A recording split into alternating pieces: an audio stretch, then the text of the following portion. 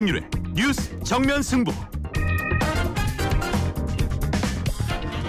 예, YTN 라디오의 신율의 뉴스 정면 승부 2부 시작합니다. 2부 정면 인터뷰인데요. 저희가 오늘 방송 서두에도 말씀을 드렸죠. 지금 스튜디오에는 지금도 눈이 오는지 모르겠습니다만 하여간 이 눈길을 뚫고 국민의힘 정성국 의원 나와 계십니다. 안녕하십니까? 예, 안녕하십니까? 부산 친구 갑 국회의원 정성국입니다. 눈 지금 좀 그쳤나요? 제가 오는 시간에는 딱 좀 이제 멈춘 것 같습니다. 아, 예. 다행입니다. 아니 저는 기상청 제가 하도 이 뭐 비판한 데가 많아가지고 기상청을 비판하고 싶지는 않은데 예. 아 근데 이게 눈 조금 온다 그랬는데 와 제가 아까 방송국 올 때는 예. 앞이 안 보이더라고요 진짜. 아니 전 차 안 갖고 왔는데 예. 앞이 안 보이더라고요. 그래서 야 이거 이렇게 되면 예보를 좀 잘. 부산도 눈이 많이 온다 그러던데. 부산은 오늘 오면 정말 오랜만에 오는 것 같습니다. 아 그죠. 부산은 눈을 보기 어렵죠. 원래 어렵죠. 예, 보기 어렵죠. 부산은. 야 어쨌든 그 뭐 얼마 전에 부산역 앞 광장에서 뭐 경찰 수산 15,000명 굉장히 집회도 있고 했던 모양인데 예. 제가 그것과 관련해서 이거부터 여쭤볼게요. 예. 펜앤마이크가 여론조사 공정에 의뢰해서 지난 2월 2일과 3일 양일간 전국 18세 이상 1,002명을 대상으로 실시한 ARS 여론조사가 있는데요. 여기에서 대통령 지지율이 51%가 나왔어요. 그렇게까지 나왔죠. 예. 이게 사실 딴 데 조사랑은 좀 차이가 많이 나는 것 같은데 예. 여기에 어떻게 보세요 이거? 뭐 조사 결과에 40%대는 뭐 좀 봤는데 50%대는 이게 굉장히 좀 크게 보도가 된 것 같고요. 근데 이제 이 퍼센트의 의미를 좀 잘 봐야 될 것 같아요. 그러면 만약에 이게 정말 대통령을 향한 지지라고 만약 본다면 탄핵 기각 여론이 훨씬 높아야 될 수도 있지 않습니까? 예. 지금도 여전히 탄핵은 돼야 된다는 의견이 보통 6대4 비율로 아직까지도 높은 게 나오는 걸 보면 이 지지율을 대통령에 대한 어떤 지지도 있고요. 예. 그 다음에 보수의 결집을 바라는 미래를 바라보면서 어떻게 보면 우리 보수가 일단은 맞고 보자. 예, 그런 것도 합쳐진 것이다. 저는 이렇게 좀 생각을 해봅니다. 그렇군요. 사실은 이 헌법재판소의 탄핵 심판 과정 신뢰도가 52% NBS 조사입니다. 이거는. 예. 그리고 어쨌든 탄핵 관련해서는 탄핵을 인용해 파면해야 한다가 55%입니다. 55%. 이게 NBS 조사고요. 제가 앞서 2부에서도 일부에서도 말씀드렸는데 2월 3일부터 5일까지 3일간 전국 18세 이상 1,005명을 대상으로 한 전화 면접 조사고요. 자세한 내용은 중앙선거 여론조사심의위원회 홈페이지를 참조하시면 됩니다. 여론조사 공정도 마찬가지입니다. 자, 그런데 지금 이제 그래서 그렇다. 그런데 지금 윤 대통령 탄핵에 대한 여론이 지금 제가 지금 말씀드린 대로 55% 넘거든요. 이 절반이 넘는다는 얘기인데 지금 탄핵 심판 6차 변론이 아직 진행 중입니다. 예. 이 여태까지의 탄핵 심판 과정 어떻게 평가하고 계십니까? 지금 헌법재판소의 시간이죠. 지금도 뭐 계속되고 있는 걸로 그러는데 오늘 6차지 않습니까? 8차까지 예정이 돼 있고. 근데 지금 이제 나오는 그 증인들이 조금 검찰에서 조사한 거하고 좀 다르죠. 얘기가 달라지죠. 검찰에서 한 거와는 진술들이 좀 바뀐 사람들이 있습니다. 그 부분은 어찌 보면은 또 방어권이죠, 그죠? 본인의 방어권이고 이게 또 이런 생각도 해봤어요. 왜냐하면 이분들도 이제 형사재판을 받고 있으면서 나온 분이잖아요. 그러니까 지금. 여기서 말 잘못했다가 형사재판에 불리하게 될까봐 말을 바꾸거나 그렇게 안 할 수 있죠. 그래서 제가 오늘 한번 확인을 해봤어요. 아는 거지만은 내란 수괴, 내란 중요 임무 종사자, 그다음 내란 단순 가담자 돼 있는데 15년인가요? 단순 가담자인데도 5년 이하입니다. 5년이나 징역입니다. 와, 그러면 이게 중요 임무 종사는 15년 정도 돼요. 5년 이상 이제 사형 무기까지 가능하답니다. 이 수괴가 아니더라도 중요 임무 종사자도 사형 무기도 가능하다고 되어 있습니다. 이게 제가 보기에는 아마 가장 엄중한 처벌을 이루어지는 것 같아요. 사실 그러면 이제 그분들 입장에서는 사실은 어떻게 보면 이 계엄 사태가 안 났으면 영광스럽게 군 생활을 마치고 전역했을 수 있을 또 분들 아닙니까? 그 가족이나 보면 명예로운 군인으로서 굉장히 자랑스러운 분들이 있을 수 있겠죠. 그런데 갑작스러운 이런 계엄 사태로 인해 가지고 명령을 수행하다 보니까 또 군인은 명령을 따라야 되는 것도 있지 않습니까? 그러다 보니까 이런 일이 생겼는데 이제는 이 형사재판상에서의 본인 보호는 당연히 해야 되는 것이고 본인의 불리한 짓은 하면 안 되는 것이겠죠. 그래서 그건 우리는 또 방어권을 인정하고 있는 것이고 그래서 이런 좀 엇갈리는 증언들이 나오고 있고요. 다만 이제 대통령께서도 좀 비슷한 심정이실 것 같아요. 왜냐하면 계엄을 선언하시고 나서 이게 이렇게 큰 일이 벌어진다는 데 대한 이제 현실을 느끼시다가 막상 탄핵이 되고 나서 체포가 되고 이런 과정을 거치면서 정말 내란으로 만약 인정이 돼버리면 이제 대통령의 그 미래도 너무나 암울하지 않습니까? 그러면 1%, 10%, 20%라도 잡고 싶겠죠. 그러면 그걸 잡고 싶은 방어 전략을 지금 적극적으로 펼치고 계시는 것 같아요. 예. 근데 그거 어떻게 보세요? 그 권영세 비대위원장하고 예. 그 권성동 원내대표 뭐 이런 분들이 이제 윤 대통령 그 면회 가지 않았습니까? 예. 어떻게 평가하고 계십니까? 저는 좀 이런 관점으로 봅니다. 말 그대로 그 우리 의원들 중에서도 대통령하고 좀 인연이 깊은 분들이 계실 것 같아요. 대통령실에서 근무했다거나 예. 또 우리 뭐 권영세 비대위원장이나 권성동 원내대표는 뭐 더 훨씬 더 그죠? 그런 인연이 큰 분이기 때문에 인간적인 도리를 하겠다는 데 대해서 비판하고 싶지는 않습니다. 다만 어떤 게 있냐면 그분들이 지금 그냥 의원이 아니잖아요. 그 지도부죠. 예. 그 지도부도 투톱이잖아요. 예. 비대위원장은 대표 아닙니까? 예. 원내대표잖아요. 예. 그럼 이분들이 만약 개인 자격이라 말은 하지만 국민들이 어떻게 인식합니까? 대표라 인식하죠. 대표께서 두 분이 가시게 되면 어떤 이미지가 오겠습니까? 우리 의원들도 대표도 저렇게 가는구나 하면 좀 머뭇거리던 분들도 이제 가는 쪽으로 마음이 갈 수도 있는 부분이고 또 어떤 이제 우리 지역에 있는 각 지지자들 많은 여러 생각을 가진 지지자들께서 그 관저에 가서 안 지킨 것은 뭐 당 차원에서 안 갔고 대표도 안 갔기 때문에 한 10번 정도 들을 비난을 아니 이제 당대표하고 비대위원장하고 원내대표도 가는데 왜 당신은 안 가느냐 이런 식으로 나왔을 때 좀 더 저희들이 이제 그 나름의 그 가지 않는 소신을 가지고 있고 뜻을 가지고 있는 의원들이 좀 더 이제 더 압박을 받을 수 있는 이제 상황이 돼버릴 수도 있다. 그래서 좀 신중하게 처신하셨으면 좋지 않았을까 이런 생각을 해봅니다. 그 선별적으로 또 만난 거예요 윤석열 대통령이. 예, 그런 것 같습니다. 김민전 의원하고 윤상현 의원도 내일 이제 가서 면을 한다 그러는데 이분들은 근데 이제 또 딴 의원들은 뭐 가도 그렇게 만날 확률이 높아 보이지는 않는다 뭐 이런 보도도 있더라고요. 네, 시간이 좀 빠듯하실 것 같아요. 제가 보기도 그냥 지금 헌재도 나가셔야 되고. 또 20일부터는 그 검찰 조사 뭐 이런 것도 있는 걸로 알고 있기 때문에. 예.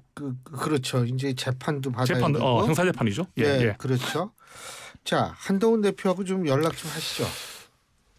예, 제가 연락 좀 하시죠. 뭐 이러니까 제가 무슨 조사를 하는 사람 같아요. 예. 한동훈 대표님하고 자주 소통하고 있는 건 사실입니다. 그죠. 예. 예. 특히 최근에는 좀 더 자주 소통하는 것 같아요. 더 자주 소통하는 이유가 뭘까요?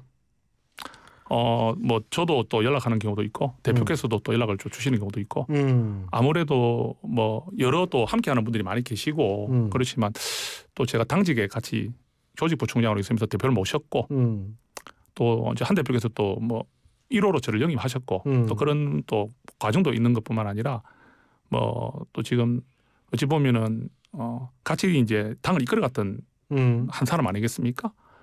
그러다 보니까 대표께서 자연스럽게 뭐 또 저하고도 통화를 좀 하고 또 서로 의논도 하게 되는 것 같습니다. 뭐 의논이라는 게 이제 사실 뭐 많은 국민들의 관심사는 언제 나오냐 이거 그렇죠. 아니에요. 갖다 얘기한다면 이렇게 해서 말씀드리고 싶어요. 지금 정해지지 않았죠, 그죠? 당연히 그거는 하루가 다른데 정치는 하루가 다른 것 같아요. 교수님 이게 뭐 제가 정치권에 와 보니까 오늘 어제 있던 일 오늘 있던 일 이게 너무 다르니까. 그래야죠. 예. 시사 프로그램이 먹고 사는 겁니다. 예. 뭐 한 달 전이나 지금이나 똑같으면 우리 뭐 할 말이 없죠. 예. 이거 원고도 바뀌잖아요. 수시로. 그렇죠. 예. 근데 이제 대표께서 이제 그 지금 그 복귀하는 시점은 결정은 된 건 아니고요. 다만 이제 주변에서 의견을 좀 들으지 않겠습니까? 지금 뭐 외부에서도 많이 만나잖아요. 얼마 전에 또 만나는 분들 자꾸 나왔지 않습니까? 김종인 전 비대위원장, 그리고 유인태 전 국회 사무총장, 그리고 조갑재 선생님, 맞습니다. 영원한 기자라고 이런 분들 만났다고. 그건 뭐 또 그 밝혀지지 않은 분들도 좀 있습니다. 본인께서 뭐 공개를 꺼려하셔서 제가 말씀드릴 수 없는 분도 계세요. 굉장히 무게감 있는 분들 중에서도. 근데 이제 저도 제 개인의 의견을 좀 드릴 수 있잖아요. 저는 이제 어떻게 좀 드렸냐면 아무래도 이 탄핵 변론기일은 지나야 안 되겠느냐. 지금도 보십시오. 지금도 대통령의 시간이잖아요. 대통령께서 적극적인 방어를 행사하고 계시고 또 모든 언론이 대통령의 탄핵 변론에 집중하고 있거든요. 예. 이게 8차까지가 돼 있고 조금 더 늘어날 수 있을 것 같습니다. 예. 그러면 그건 지나야 안 되겠습니까? 근데 지금 대통령의 시간이라고 말씀하셨는데 저는 뭐 이 시간이다 아니다 떠나가지고 구글 트렌드를 분석을 한 일일이 기사가 있어요. 그게 뭐냐면 구글 트렌드 12월 3일이 100이라고 했을 때 지금 구글 트렌드에서의 윤석열 대통령 검색량은 6입니다. 6. 그렇단 말은? 그렇단 말은 지금 굉장히 그 관심도가 과거에 비해서 굉장히 떨어졌다는 거죠. 그래서 계엄 시작 때보다는 계엄 당시보다 뭐 그건 당연한 일이겠지만 어쨌든 근데 이제 그 구글 트렌드로 보면 이재명 대표는 그거보다 좀 더 관심이 적어졌다 이런 분석이 있는데 그런데 제가 저거를 보면서 느끼는 게 뭐냐면 지금 사실 대통령에 대해서 많은 국민들이 그렇게 물론 적극 지지층은 문제가 다르겠지만 구글 트렌드로 분석을 해보면 좀 그렇다는 얘기가 있어가지고 제가 대통령의 시간 그게 이제 물론 뭐 제가 그걸 반대하는 것은 아니에요. 근데 이제 좀 그런 그 데이터도 있다. 그 오늘 너무 좋은 정보를 주신 것 같고요. 제가 준 게 아니고요. 그런 부분보다는 어떤 게 있냐면 지금 우리는 사실은 지금 강성 지지층의 그 발언들이나 분위기도 우리는 읽을 수밖에 없는 상황입니다. 근데 이제 한동훈 대표께서 지금 이제 좀 더 손을 내밀고 본인의 입장을 이해를 좀 구하고 좀 설득을 해야 될 부분들이 강성 지지층이잖아요. 그 대통령 탄핵에 찬성을 했다는 그런 부분들에 대한 서운함이나 또는 그런 마음을 표현하시고 계시거든요. 그러면 이제 그분들이 지금은 이제 한동훈 대표가 등판하고 안 하고를 떠나서 대통령의 저 변론이나 대통령의 저 방어가 얼마나 잘 되고 있냐에 대해서 좀 걱정하고 거기에 대해서 신경을 많이 쓰고 있는 것도 있기 때문에 그래서 대표께서 굳이 일주일 정도의 시간차를 두고 굳이 뭐 이렇게 먼저 나올 필요가 있겠냐 그건 저의 개인 생각입니다. 그리고 뭐 일각에서는 사실 한동훈 대표 측이 이준석 의원 쪽과 함께 세대 교체 뭐 이런 얘기 한다고 얘기를 하더라고요. 그런데 이준석 의원이 오늘 이런 얘기를 했습니다. 한동훈 전 대표는 옛날 같으면 손잡을 나이인데 세대 교체 컨셉 이거 잘못 잡았다. 그래서 저도 이제 그러면 이제 이 세상을 하직할 때가 됐나. 왜냐하면 한동훈 전 대표하고 저하고 띠동갑이거든요. 아니 손잡을 나이라면 저는 손자가 사회생활 해야죠. 그러면 지금 그렇지 않습니까? 좀 공감이 잘 안 되고요. 근데 이건 말씀드리고 싶은데 한동훈 대표께서 이준석 대표를 한 번도 언급한 적이 없습니다. 제 입장에서는. 이준석 의원. 그러니까 이준석 의원에 대해서 저한테 그 관한 이야기를 나눠본 적이 없습니다. 그 말씀은 한동훈 대표와 이준석 그 의원이 이렇게 뭐 세대교체하는 그런 부분에서 대표의 뜻이 나온 경우는 없다고 보면 좋을 것 같고요. 이거는 이제 외부에서 다른 분들이 개인적 의견을 내는 것이라 보고요. 그리고 뭐 세대교체가 맞죠. 왜냐하면 정치의 세대 교체를 말하는 거지 그게 연령대를 말하는 게 아니지 않습니까? 저는 지금 제가 초선이거든요. 50대. 근데 저하고 비슷한 경우도 삼선도 있어요. 그럼 그분들하고 나이로 비교할 수는 없잖아요. 저 죄송한데 60 넘은 초선도 있어요. 그러니까 이거를 한동훈 대표의 나이대가 뭐 손자를 볼 나이다. 그래서 세대 교체가 안 맞다는 부분은 저는 좀 동의하기 어렵습니다.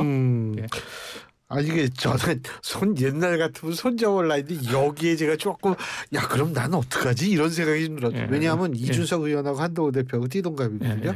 한동훈 전 대표하고 저하고 또 띠동갑이거든요. 그래서 얘는 어떡하나 이런 생각이 드는데. 저도 손자를 봤어야 됩니다. 자, 근데 말이에요. 또 한 가지 좀 지금 한동훈 전 대표 그다음에 오세훈 시장 이 두 분이 가장 중도한테 좀 잘 어필할 수 있는 후보들이라는 평가가 있지 않습니까? 근데 이제 더불어민주당은 그런 후보가 눈에 띄는 게 아니고 이재명 대표가 그냥 중도 자꾸 이 어필하려고 노력하는 것 같아요.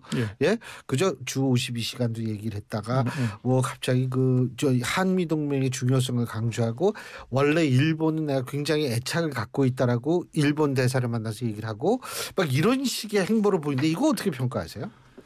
많이 다급하신 것 같아요. 다급하다. 다급하기 때문에 중심이 흔들리죠. 사실은 이게 민주당에서 나올 수 있는 이야기는 아니거든요.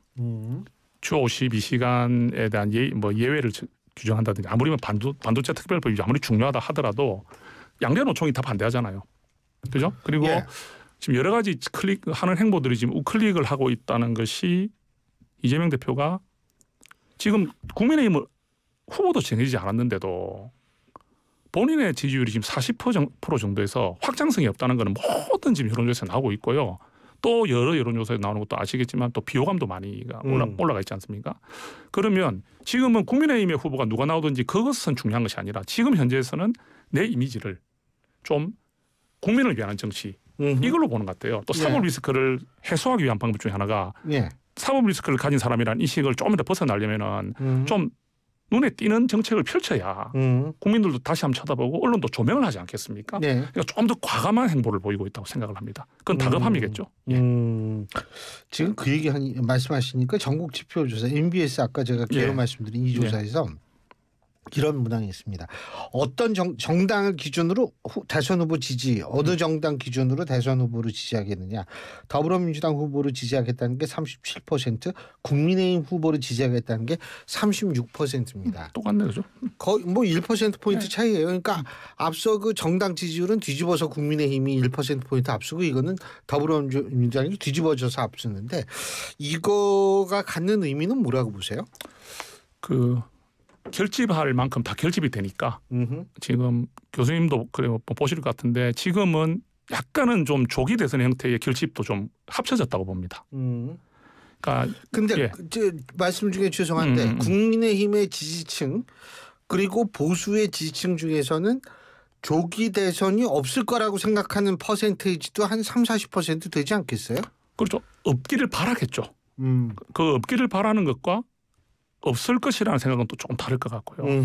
그러니까 없기를 바라지만 있을 것 같다는 마음은 누구나 가지고 있지 않겠습니까? 뭐 다시 복귀하길 바라는 분들 계시니까. 그러면 이게 이제 고정된 패턴으로 나오고 있다는 뜻입니다. 그럼 이제 남은 것은 뭐냐? 이 표심을 잘 나타내지 않는 중도입니다. 그러니까 이제는 좀 나름은 결집이 좀 된 것 같습니다. 중도가 결정하는데 그럼 과연 아까 말씀하신 대로 우리가 거론되는 후보들 중에 한 4-5분 거론되죠. 과연 누가 중도 확장성이 있는 것이냐. 그다음에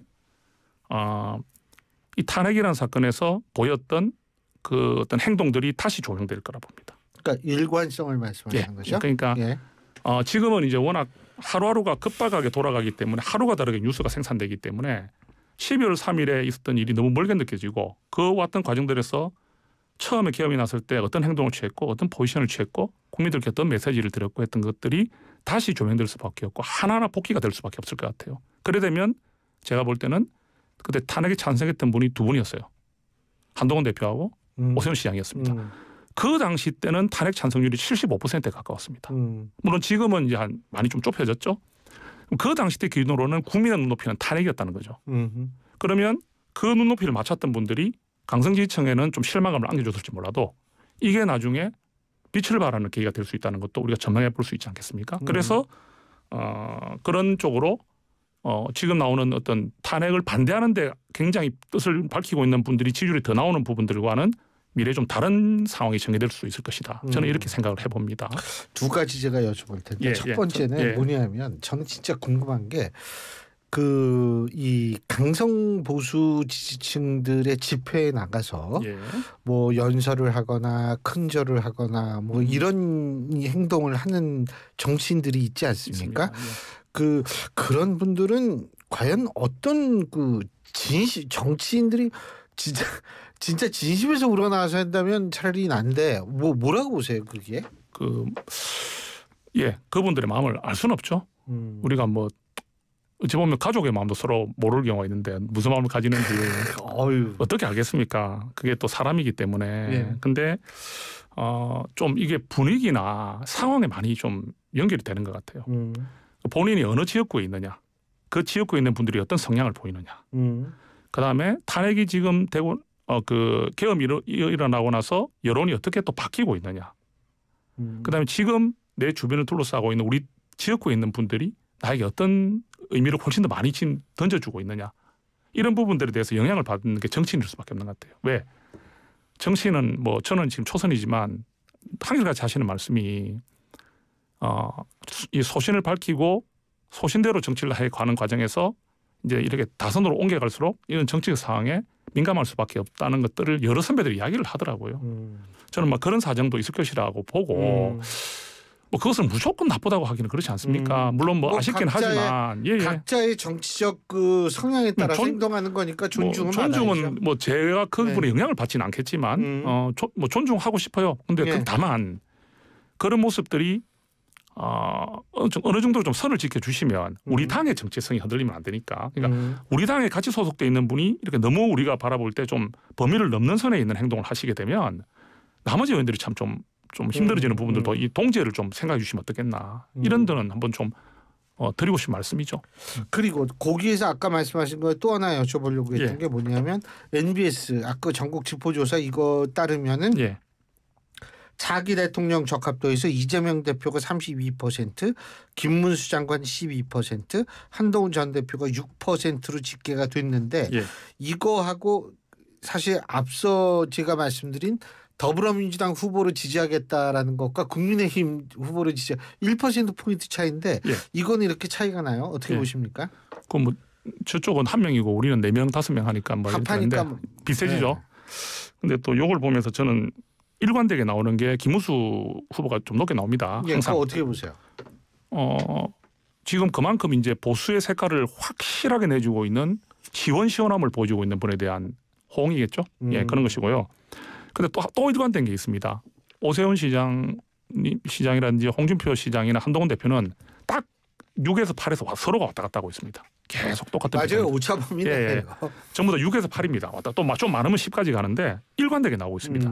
그러면 이게 과연 그러면 계속 이대로 갈 것이냐. 아니죠. 한동훈 대표를 예를 들면 지금 2달 동안 안 보이잖아요. 네. 맞아요. 거의 또 한 3분 중에 1분 정도는 안 나올 수 있지 않느냐는 말을 하는 분도 계세요. 안 보이니까. 그러니까 안 보이고 또 다음을 계약할 수 있고 주변에서 이번엔보다는 다음을 생각하자 이런 뭐 이야기를 하는 분들이 주변에 계시는 것 같아요. 그러면 그런 이야기도 나름 설득력 있는 것 같기도 하거든요. 그러면 한 대표가 정말 나오는 거 맞나? 뭐 옆에서 측근들이라는 사람들이 군부는 떼는데 본인이 뭐 그런 의사를 한 번도 보인 적도 없고 그런 뉘앙스도 안 보이고 있는데 그래서 한동훈을 지금 뭔가 좀 이렇게 누르기에 약간은 좀 머뭇거려지는 그런 현상도 있는 것 같고요. 그다음에 한동훈이라는 사람이 이제 떠나면서 우리는 뭐 쫓겨났다는 표현도 쓰는데 떠나면서 당신들이 여러분이 나를 지키지 않더라도 내가 지키겠다면서 떠났지 않습니까? 그러면 2달 후에 돌아올 때 모습은 어떤 모습일까? 그것도 한번 보고 싶은 거죠. 이때는 그때 비대위원장으로 떠났던 때와는 다른 것 같아요. 비대위원장으로 떠날 때는 그 총선의 실패가 한동훈만의 책임이라고는 생각 안 하는 사람들이 많았기 때문에 돌아오는 게 오는 데 있어가지고 돌아오면 다시 당대표가 될 거라는 그런 마음들로서 긍정적인 게 많았다면 지금은 한동훈 대표가 돌아올 때도 국민들이 훨씬 더 궁금증도 있겠지만 더 이제 지켜본다는 거죠. 그렇다면 거기에 한 대표께서 돌아올 때 어떤 방법으로 복귀를 하느냐 또는 어떤 메시지를 드리느냐는 것들이 굉장히 중요한 영향을 미칠 것 같습니다. 김정인 전 비대위원장은 뭐 그런 얘기한 것 같더라고요. 컴백하면 60% 넘는다. 그렇게 생각하세요? 저는 뭐 그런 거는 잘 예측을 좀 어렵다 생각하는데 이거는 맞는 것 같습니다. 지금 나와 있는 이 정도는 아니라 봐요. 왜냐하면 뭐 김종인 위원장님처럼 그까지 가는 것은 사실 또 희망이 섞인 그 말일 수도 있지만 분명한 것은 한동훈 대표가 지금 있는 요 숫자를 그대로 한동훈을 평가하는 것은 저도 거기에 대해서는 아니라고 생각하기 때문에 그때는 국민들의 반응 그래서 지금 한동훈 대표께서 복귀하는 시점이나 방법이나 메시지들을 정말 후회 없이 가다듬고 있다. 이래 말씀드리겠습니다. 그래서 지금 굉장히 웜이고 준비기관이라고 우리가 또 생각할 수 있는 부분도 있는 것 같은데 지금 사실 그 이준석 의원 같은 경우에요. 개혁신당이죠. 그죠? 근데 일부 그 조갑재 선생님 같은 영원한 기자 조갑재 선생님 같은 보수농객이죠. 뭐라고 얘기를 하냐면 이준석 의원이 보수 진영 전체에서 그 경선에 상당히 활력을 불어넣어줄 수 있는 그런 인물이다 이런 평가를 하는데 동의하십니까? 그 부분은 뭐 저도 뭐 그런 이야기를 할 수 있을 것 같아요. 왜냐하면 이준석 의원을 과소평가하고 싶지는 않습니다. 그럼요. 왜냐하면 또 그분이 또 우리 국민의힘 대표를 하신 분 아닙니까? 그럼요. 또 그분도 또 청이 있습니다, 그죠? 그래서 저는 존중하고 그분의 어떤 모습을. 근데 이게 왜냐하면 이제 과연 우리가 대선을 하게 되더라도 5% 10% 이렇게 나는 것보다는 한 3% 안에서 결정될 가능성이 높다고 많이 보고 있지 않습니까? 그러면 이준석 대표가 지금은 뭐 1%, 2% 이렇게 미미하게 나오지만 결국은 이준석 대표가 갖고 있는 그 한 자리 숫자에 있는 지지율, 5% 이내에 있는 지지율이라 하더라도 그게 어느 쪽으로 가느냐가 대선을 결정짓는. 지난번에 안철수 후보가 윤석열 대통령과 이재명 대표 사이에서 나중에 마지막 막판 단일화를 했지 않습니까? 그 단일화를 해서 0.73을 이겼단 말입니다. 그러면 이준석 대표 가지고 있는 숫자가 절대로 우리가 쉽게 생각해서 안 되겠죠. 그래서 나중에 이준석 대표가 어떤 판단을 할지는 모르겠지만 분명히 그런 역할을 할 수 있다는 데 대해서는 부인하고 싶지는 않습니다. 그래서 아니 뭐 정말 보수 진영의 아주 소중한 자산이라고 볼 수가 있죠. 당연히. 예. 그러면 한동훈 전 대표가 만약에 이제 그러니까 두 가지 가정이죠. 조기 대선이 있고 예. 그 조기 대선에서 한동훈 전 대표가 만약 참전을 하게 된다면 예. 한동훈 전 대표의 가장 큰 장점은 뭐라고 보세요? 중도층 어필하는 거 말고. 예. 저는 일관되게 말씀드리고 싶은 게 한동훈 대표가 그때 계엄이 났을 때 예. 저는 옆에서 같이 밤을 새면서 있었잖아요. 18명이 들어 있었잖아요. 저는 이재명 대표나 민주당보다 더 빨리 말했죠. 예. 요 계엄을 잘못된 계엄을 막겠다. 뭐라 했습니까? 예. 국민 여러분과 함께 막겠다. 안심하시라고. 예. 만약에 그 계엄이 실제로 진행됐으면 철수 안 하고 예. 그대로 진행됐으면 어떤 일이 벌어졌을까 한번 상상해 보면 정말 국가적으로 너무나 엄청난 희생값도 어찌 보면 좀 예측하기 어려운 그런 일들이 생길 수 있습니다. 예. 그것을 정말로 주저하지 않고 여당 대표로서 나서서 막은 것은 정말 역사적인 건 한순간이었거든요. 그리고 그 대표께서 그 국회 그 어찌 보면 그 통로를 뚫고 지나갈 때 그 막을 때 내가 한동훈이야 이러면서 나를 쳐다봐 이렇게 했거든요. 그러니까 들여보내주더라고요. 그런 정도의 마음으로 이제 간 거죠. 그럼 그런 한동훈의 초심을 시작해서 지내오는 과정에서 조금 이렇게 조금 이렇게 어찌 보면 왔다 갔다 했다 이런 표현을 하지만 제가 바라볼 때는 대통령께서 하시는 그 방향, 그러니까 대통령께서 처음에는 계엄에 대한 미안함을 표현하다가 나중에는 정면 승부하겠다는 식으로 나오면서 한동훈 대표는 거기 맞춰서 갈 수밖에 없었어요. 알겠습니다. 그래서 저는 한 대표의 그런 어떤 일관성? 모습, 진면목이 나타날 것이다 기대해 봅니다. 알겠습니다. 오늘 말씀 여기까지 듣겠습니다. 고맙습니다. 예, 감사합니다. 국민의힘 정성국 의원이었습니다.